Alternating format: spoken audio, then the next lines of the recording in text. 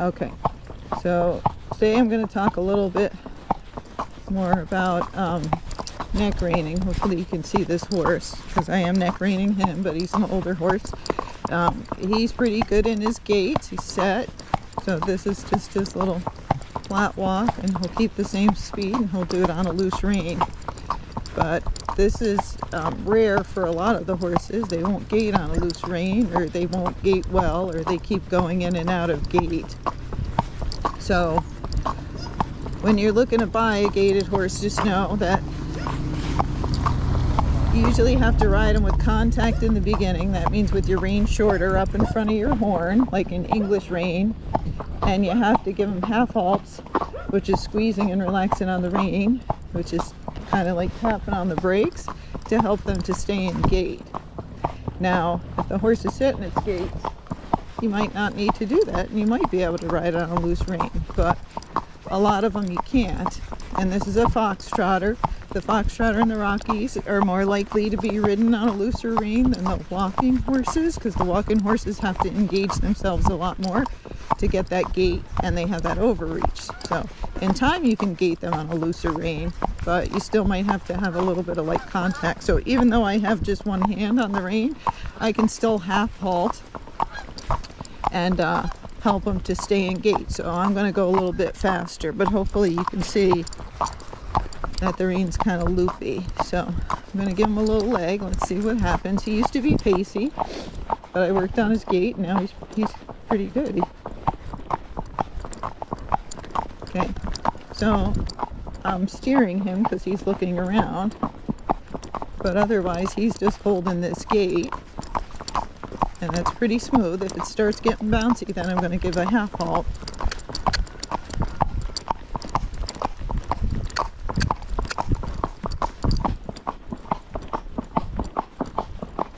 So I can still ride with contact, and since I know what the gaits feel like, it's easy for me to adjust the horse and then let them go again. But if you don't know what the gaits feel like, you won't be able to adjust it. You won't know what it is. And again, if you're on a loose floppy rein, by the time that message gets to the horse, down the rein, they might do 4 different other gaits. So some of the horses, if you don't ride them with contact, they will keep changing their gaits. They'll pace, they'll trot, they'll step pace. You might get some nice stuff in there, like a flat walk and a running walk, and but it'll disappear because the horse is just doing what the terrain is, or what he feels like at that moment. And since you don't know what gait to put him in, or how to keep them there, they just keep changing what they're doing. So those horses, you have to ride them with contact. You got to tell them which gait you want by half halting and then adjusting your seat, and then you can adjust the horse's head, neck, and back to help you to get that gait. So you'll see his head's pretty low. He was pacey, so I don't want to bring his head up because that's going to make him pacey. So I want his head down and relaxed. And if he can get a gait on a loose rein, then we're happy to do that. So, it depends on the horse, but just know that if you're going into gaited horses, you will most likely have to ride with short rein and contact until you can feel the gaits and you can adjust it and you can keep that horse in the gait, and then you can start riding them on a looser rein. And it's not completely loose like Western Pleasure, even though it's a loose rein. You see me picking my hand up. You don't want to totally, like with their head on the ground, gaiting like that, because these horses tend to drag their feet and they cover more ground. But because they drag their feet, if their head's way down, they're not paying attention, they'll tend to be trippier. So you want their head kind of, neutral if the horse is being good and can hold his gait. Neutral just kind of means out in front of you. I will lift their head up or bring their head down, or round out their neck and back, or invert their back, depending how I have to help them to get their gait.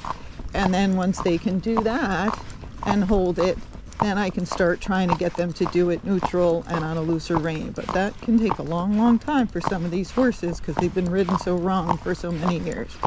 So just know, ride with contact in the beginning, help A deer jumped out. So just know, ride with contact in the beginning and help the horse understand what gait he's supposed to be in. If you don't know what the gaits feel like, go try and take a lesson on a good horse or a show horse, so you know how to help that horse, and you'll be able to feel it, and then you'll be able to adjust him in and out of it.